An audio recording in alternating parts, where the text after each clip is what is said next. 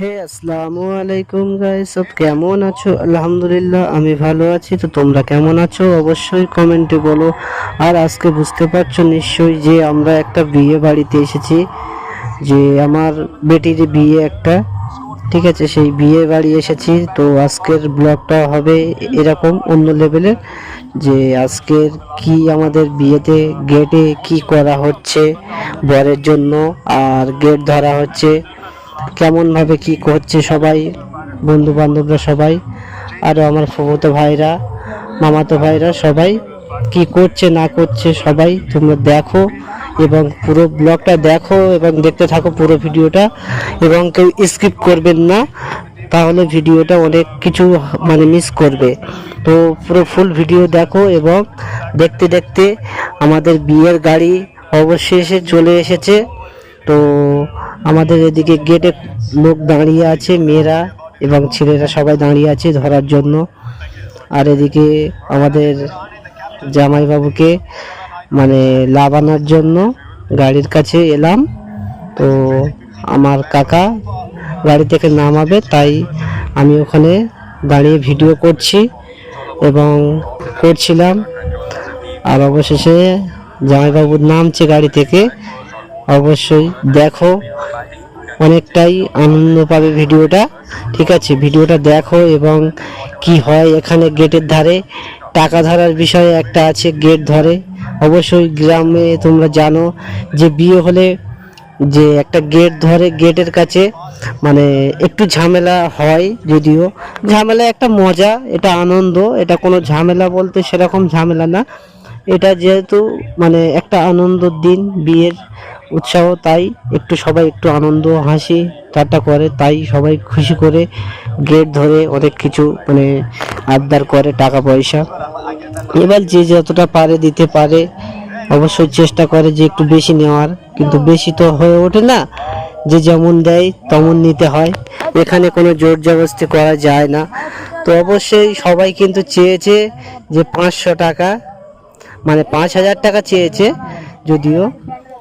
তো 5,000 টাকা তো দেবে না।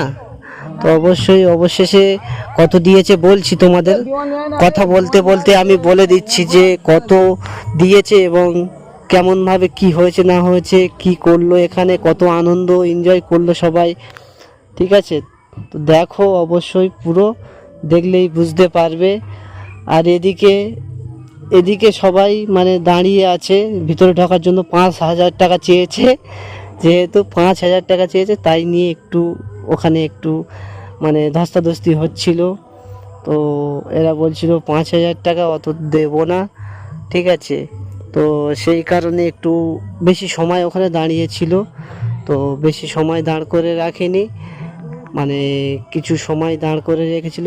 ধস্তাধস্তি করার পরে যেহেতু ফাইনাল হলো 1,000 টাকা, তো অবশ্যই 1,000 টাকা দিল। আর 1,000 টাকা দেওয়ার পরে যেটা হলো তোমরা দেখো। ঠিক আছে, 1,000 টাকা দেওয়ার পরেও যে একটা আনন্দর ব্যাপার আছে না, সবাই এখানে আনন্দ করছে, সব চিকচিকে আরও অনেক কিছু মানে এটা ওটা মারছে, মারবে, যদিও এখন মারেনি। 1,000 টাকা দেওয়ার পরে, টাকা নেওয়ার পরে ওটাই হবে। তো অবশ্যই দেখো তোমরা কি হয়। এদিকে প্রচণ্ড গরম, আর তার মাঝখানে দেখো সেই শুরু হয়ে গেল সেই আনন্দময় সময়গুলো। ঠিক আছে, এটা খুবই আনন্দ লাগে আমার এইসব বিয়ে বাড়িতে, এটাই আনন্দ।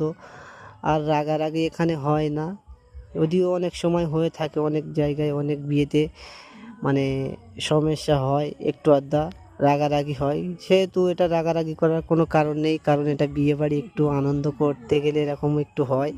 ঠিক আছে, তো এদিকে আমার আপুরা সবাই, আপুদের মুখে লেগেছে, আপুরা সব এক সাইডে মানে সরে গেছে। আর এদিকে ফিতে কেটে দিয়েছে। আর এদিকে আমাদের জামাইবাবুকে চিকচিকে আর সেই তোমার কি বলে ওটা সব মেরে ভর্তি করে দিয়েছে, সেটা পরিষ্কার করার পরে আপাতত নিয়ে এবারে আসবে, তাই আমি সামনে চলে এলাম। তো দেখো, এবং তা অবশেষে দেখো আমার কাকা কোলে করে নিয়ে আমার জামাইবাবুকে আসলো, আর রাস্তা দিয়ে সবাইকে হেঁটে আসছে সবাই বন্ধুরা। ঠিক আছে, আমাদের রাকিব চলে গেল। সামনে দিয়ে, এবং আমিও যাচ্ছি তাদের সাথে সাথে। ঠিক আছে, তাদের সাথে সাথে যাচ্ছি, এবং ওনারা আগে খাবে তারপরে আমরা খাবো। আমরা আগে তো খাবো না, অবশ্যই মেহমানদারি করতে হবে। বরপক্ষরা ওরা আগে খাবে তারপরে আমরা খাবো। এই জন্য আমরা একটু সাইডে একটু ঘোরাফেরা করছিলাম। ওর পরে বরকে পৌঁছে দিয়ে জামাইবাবুকে, তা সবাই খেতে বসে গেছে অবশ্যই অনেকজন। আর বরেরা দেখো সব খেতে বসে গেছে, এরা মানে আত্মীয়গুলো সবাই খেতে বসেছে। এখন বরযাত্রীরা খেতে বসেনি, যদিও ওরা খাওয়ার পর অবশ্যই এই ব্লগটা এই পর্যন্ত শেষ করলাম। কারণ যারা দেখেছো পুরো ব্লগটা অবশ্যই অসংখ্য ধন্যবাদ।